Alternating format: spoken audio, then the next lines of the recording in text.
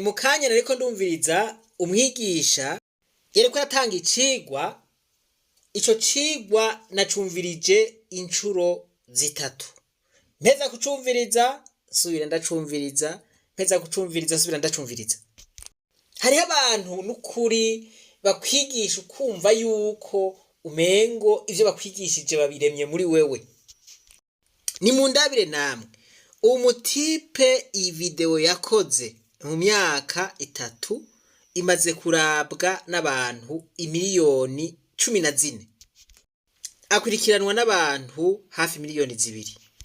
Natahuye igituma iki cigwa yashizeko cakurikiranywe n'abantu nk'aba bose kandi bakigikurikirana. Na jewe vyanyankiye ko ndakireka ndagisubiramwo incuro 3. Umuzagazaga. Umutwe w'amajambo uvuga ngo The Untold Truth About Money. How to Build Wealth from Nothing. Ngo ukuri kudakunda kuvugwa kwerekeye amahera. Ati nigute wo kuba ku butunzi ata kintu na kimwe ufise. Ikintu bita icigwa. Iki cigwa n'umuzagazaga wacu ndakurahiye. Reka nsimbire muri conclusion canke mu gusozera kwiwe. Aravuga ati abantu benshi bariruka bagasubira bakiruka biruka inyuma y'amahera. Ati wapi ugomba amahera tora umuti w'ingorane. Voilà. Ati rondera ingorane ziriho uzitorere inyishu. Ataho ya mahera wifuza yose ubutunzi ugomba uzoba ubushitseko. Amahera niyo azosigara kwiruka inyuma, tuzosubira kuyiruka inyuma. Mana yanje, iki kintu rero ni ikintu gikomeye cyane. Iki cigwa niyo twaronka umwanya nzokibaha, ndizera yuko mutazosigara kwa kundi. Muzohinduka vyanka vyakunda, muzohinduka ku nguvu. Ariko rero murantunga si binagomba kuvuga, ariko ivyo ngomba kuvuga birafitaniye isano nibi. Hagize imisi yibonekeza abantu bagwaye, ugasanga abenshi bagize ama accident canke bagwaye izindi ngwara, mugabo bakabura ubuvuzi mu gihugu c'u Burundi kubera kumbura atabikoresho biriho bikwiye canke atabaganga boshobora kuvura izo ngwara bariho, bagaca babarungika mu bindi bihugu, bakabarungika mu Buhindi, mu Bubirigi canke mu bindi bihugu vya kure. Aho ivyo bikamutwara nk'amamiliyoni arenga 30, 40, 60 gushika no ku miliyoni 100. Ibi bintu rero biguma bigaruka buri gihe kandi bikaboneka yuko atanyishu biriko biraronkegwa.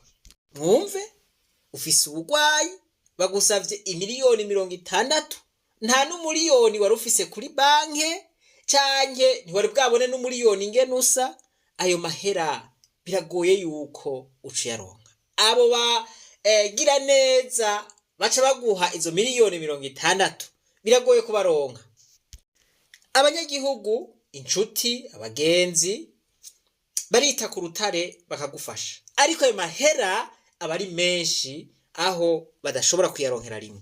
Ange Queen Dorcas irashitsa w'umwaka umwe n'amezi 9 yavukanye umutima wuguruye, akaba avuka mu muryango ukenye, ariko akaba aherutse kuronka abagira neza bemera kumurihira amafaranga yo kwa muganga hamwe n'itike y'indege washobore gushika mu gihugu c'Ubufaransa, abagwe aheza kire abandanya gutabarizwa. Uwo mwana ategerezwa kubagwa mu kwezi kwa 4 buca gutangura w'umwaka w'ibihumbi bibiri na mirongo ibiri na kane yamara ku mafaranga ashika ku miliyoni 3,853 y'amarundi yo kwitegurira urwo rugendo no gukurikiranwa mu mezi abiri umwana na nyina bazomara mu gihugu c'Ubufaransa barindiriye ko umwana akira neza umuryango nturayabona. Amatwi yasumira radio haguruka hamaze kuboneka yadashika umuriyoni w'amarundi nayo nyene ngo akaba yatanzwe na bamwe mu barundi bafise impuhwe baba mu mahanga. Imiliyoni zigera kuri 3 z'amarundi ziracabura kugira uwo mwana ntaceregwe ku munsi wo kubagwa. Abatabariza uwo mwana Dorcas Ange Irashitsa wo muri zone Bugarama komine n'intara ya Muramvya babandanya gutera kamo abakenyezi b'imboneza mu Burundi uhereye ku mutambukanyi w'umukuru w'igihugu Angeline Ndayishimiye hamwe n'abandi bose bafise umutima w'ikigongwe kugira ico bafashije uwo mwana ubuzima bwiwe burokoke. Uwufise ico aterera yogicisha ku nimero ya konte 38,334 *150 iri mw'ibanke Bankobu kw'izina ry'ikigo umunyasamariya w'ikigongwe Maison Bon Samaritain du Burundi. Nivyo hariho abantu b'abarundi bafise amafaranga menshi gutanga izo miliyoni 3 zinaniranye canke gutanga miliyoni 10, miliyoni 50 canke miliyoni 100 atari kibazo kuri bo, nico bikibazo kirekire. Ariko rero ikibazo umuntu aca yibaza ati none n'abarundi bangahe boshobora kuronka izo miliyoni 3? Murumva yuko zabuze no kubura. N'abarundi bangahe boshobora kuronka amahera nkayo? Bo ayo dufate ko boshobora kudandaza agatongo ufise mugabo urumva ukadandaje naho ejo uzocubahe. Dufate ko mu gatongo wo yaronka ariko miliyoni 30, imiliyoni 50, imiliyoni 60, imiliyoni 100 nka zimwe basaba Pacifique yagwariye hariya Dubai. Ayo mahera yovahe? Voilà, iki ni kibazo gikomeye umurundi wese yoca yibaza. Amahera nkaya twoyakura hehe? Murazi yuko abarundi bamye bafashanya mu bihe bitoroshe kandi ico ni ikintu ciza cane. Umuntu yitwa Vena niyo nkuru, murazi ukuntu yavundiye mu nzu imyaka 3 yose tuguma tumutabariza dusubira tumutabariza. Hariho umudamu yagomba aje kuvuza umwana wiwe mu Bubirigi, Blessing muramwibuka, biranga. Hariho n'ubundi yaragwaye umutima yategerezwa kuja kwivuza mu Bubirigi, turamutabariza ariko murazi yuko abakenewe uburyo bwinshi, ivyo bice bihagararira ngaho. Hariho umwe w'amaso duheruka gutabariza. Hariho umwe yaraswa ikinyigishi cose canke mu bangabanga bakawukurayo.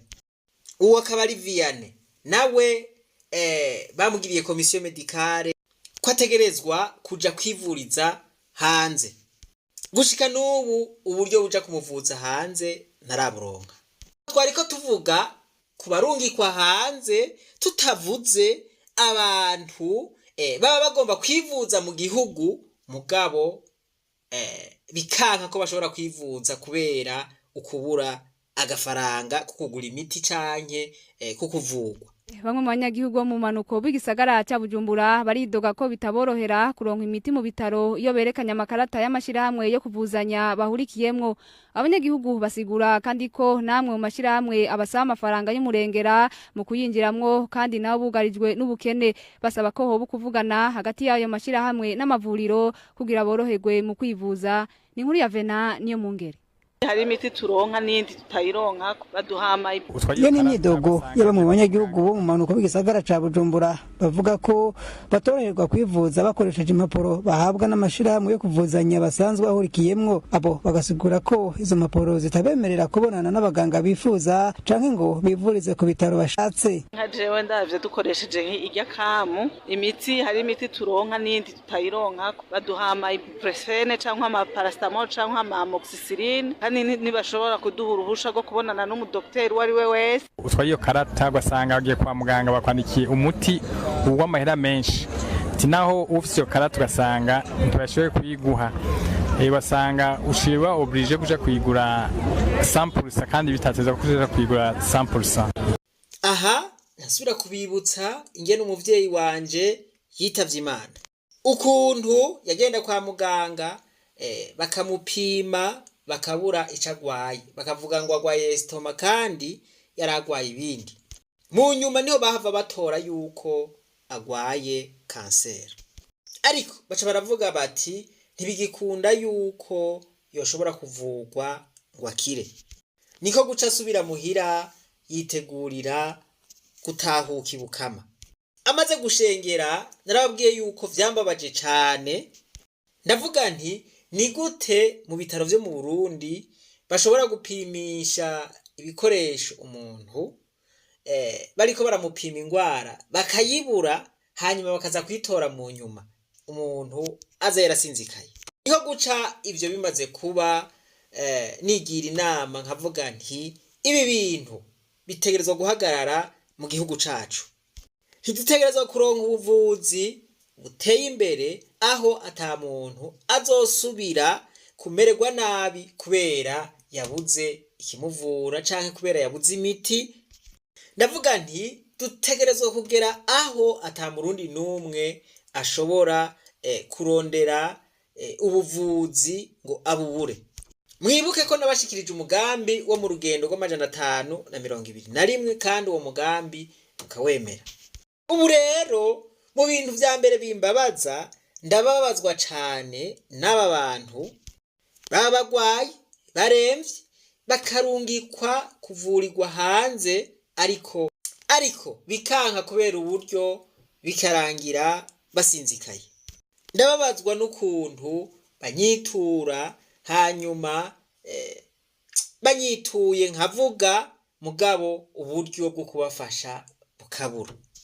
Ibi bintu rero biri mu bintu bimbabaza bigasubira bikambabaza, ariko naho biruko nguma nzungurutse umutwe niyumvira ukuntu twotorera inyishu ico kibazo tukakirandurana n'imizi ntikizosubire kuvugwa mu gihugu c'u Burundi. Nababwiye yuko iki kibazo kidatora gifata uwari we wese azabona biri kumwe, ubutagwaye ukagwaza uwawe. Aba bose bafise ico kibazo abenshi nabagize amaksida ugasanga barababaye cane, ariko none wo kwikingira gute aksida? Wo kwirinda gute aksida ugendera mwibarabara? Naho uvuga uti reka ngendere ku ruhande, imodoka iraza igasekwa n'iyindi ikaguhitana. Uri ku moto pa hasi, uburi muri bajaje wijajaye ngo uriko iragenda buke buke, ngabo baraburiye muratemvye muravunaguritse. Bati rero ibi ntavyo dushobora kuvura ngaha mu Burundi, aha uzovurirwa mu Buhindi, baciba gusaba 1,60,000 wari muri bajaje. Murumva ibintu kayemwe utari ufise n'ibihumbi 500 kuri konti. Ibi rero murumva yuko ari ingorane idasanzwe. Iyi ngorane rero niyo dutegerezwa kwiyumvira ukuntu twotorera inyishu, twotorera umuti kugira ngo ntihagire umurundi numwe azosubira kugira ikibazo mu vyerekeye ubuvuzi. Abaganga bahora babura bakadusaba yuko tuca kubarondera mu ivyo bihugu, twubaka ibitaro vy'akaroruhore baze kuvurira mu Burundi. Abarundi bakorera handi bavyize baze babikore. Abanyafrika bose baze bivurize mw'ivyo bitaro. Tweho kuki uwo mugambi w'amagara meza ku murundi wese utoshoboka? Nimba babikora ahandi za Buraya n'ahandi bigakunda, natwebwe birashobora gushoboka. Kino gihe rero umurundi wese arakeneye ikarata y'ubuvuzi ituma avugwa ingwara yariyo yose agwaye. Ivyo rero navyo bisaba amahera, bisaba amafaranga, bisaba amahera kandi menshi, amahera y'agaciro. Ayo mahera y'agaciro sinibaza yuko tuyafise, naho hoba hariho abayafise si benshi, n'abantu bake bake. Nk'abategetsi bacu usanga bayafise kuko uwagwaye aca afata indege akaja kwivuriza mu Buhindi canke mu kindi gihugu cose agomba. Mugabo ku munyagihugu muto suko bimeze, ntivyoshoboka. Ubu rero ikibazo kirihe? Aya mahera yotuvuza yovahe? Ubwa mbere narababwiye nti umunyagihugu wese atanze amafaranga 50,000, ivyo 50,000 bigatangwa n'abantu dufate ko bo ari nk'imiliyoni 3. Ayo mahera agaca akoreshwa ibindi bikorwa bizana inyungu. Naraberetse ukuntu ayo mahera yoba ari menshi kandi agatuma tuvuza umurundi wese yoba agwaye, amahera yose bamusaba kugira ngo yivuze akaboneka. Nguma niyumvira rero ukuntu hoza ikindi kintu corosha ibi bintu, abanyagihugu bakoroherwa gusumvya washaka n'ingene twari twabivuze ubuheruka. Iki rero nico nagomba dusabikanye uno munsi. Internet kino gihe iriko irakora ibintu bikomeye, gusa nkuko nabibabwiye nuko twebwe abarundi tutarahumuka amaso ngo dushobore kubibona, ngo dushobore kubona aho abandi bageze kubera internet. Ubu abanyarwanda bobo baramaze kubitahura, bageze kure cane mu bintu byo gukoresha internet. Ugerageje kuraba twebwe tuyikoresha mu bintu byo kumviriza amakuru, mu bintu byo kwifotora tugashira kuri Facebook. Abantu ugasanga ku makonte yabo huzuye ko amafoto, huzuye ko ibitutsi bariko baratuka abantu. Abandi nabo ugasanga huzuye ko amapublicity, huzuye ko ibiganiro, bariko baravyaza internet wa musaruro. Twebwe natwe abarundi tukibagira yuko ufyonze kuri internet honyene ubu uri kurinjiriza amahera abandi bantu. Nukuvuga ngo twebwe turakonsoma gusa, nitwinjiza, nta kintu na kimwe twinjiza, turakonsoma gusa. Rero maze kuvyitegereza ukuntu abandi bariko baravyaza umusaruro internet, naravuze nti natwe internet irashobora kudufasha kuronka ikintu kiboneka, hanyuma natwe tukagira duti internet twarayivyaje umusaruro. Nimwumvirize rero, ngerageje kurondera kuri YouTube umuriyoni w'amaviews canke umuriyoni w'abaravye video yawe. Uwo muriyoni w'abakuravye utanga hagati y'amadolari 5,000 n'amadolari 7,000, bivana naho uba uherereye. Aho dufatiye ku bantu umuriyoni baba baravye iyo video, dufate ko muri abantu 3,000,000 muravye video. Aha biravana nuko video ibingana. Aha tuca tugwiza na 3, amadolari acava muri iyo video ni vya 5,000 twaronka ku muriyoni, kugwiza na 3 bica bizana amadolari 15,000. Aha arashobora kwiyongera bivanye naho uri, reka dufatire ku giciro gitoya. Ivyo 15,000 rero ni kuri video imwe yonyene. Ushoboye kuyikora ikarabwa n'abantu 3,000,000 ku munsi, aho haba hinjiye amadolari 15,000.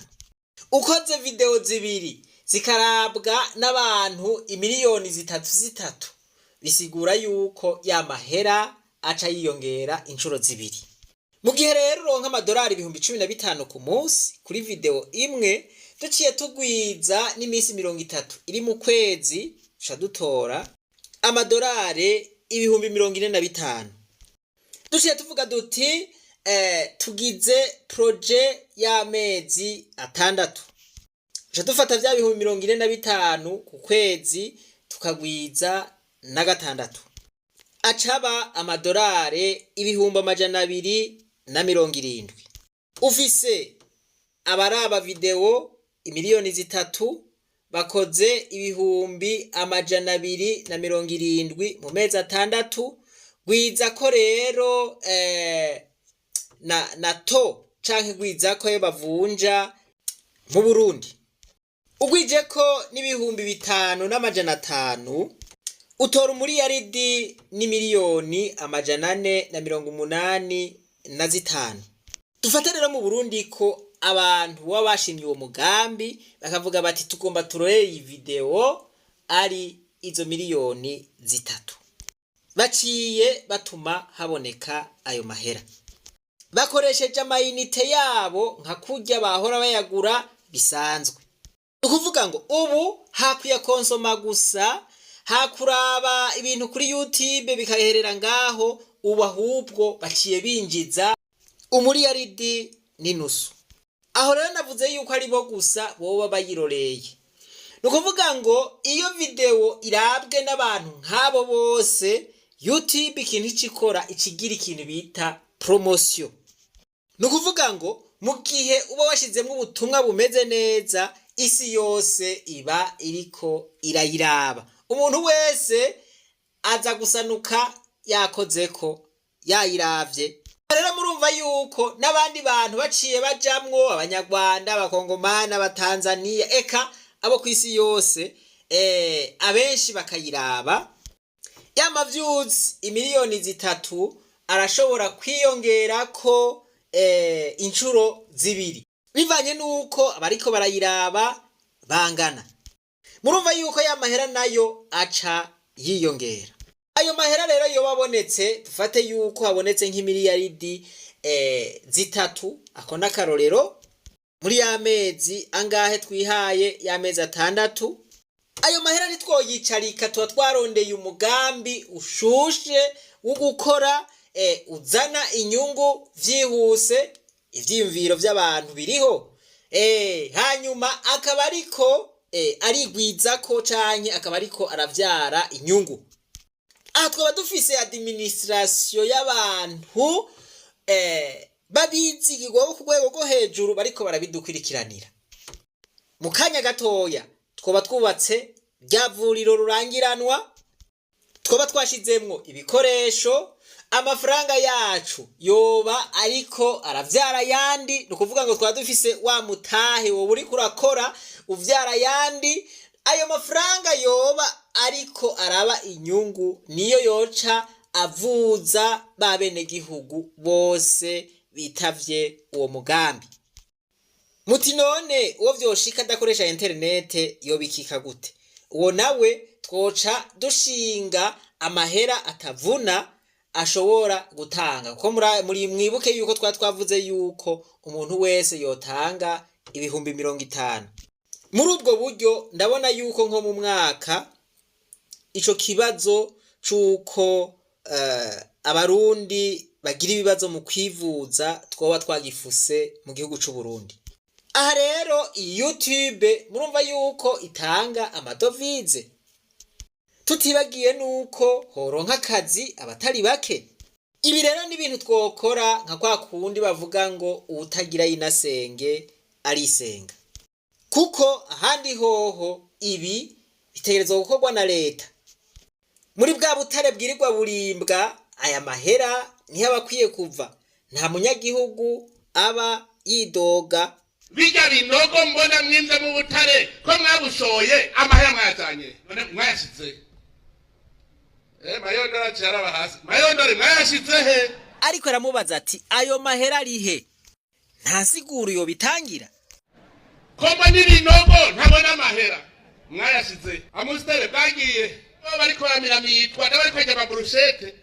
Abo yivye babona agacabwira ngo mewukere tuzovamwo gute kugira abasamaze ntimumenye ko yabivye.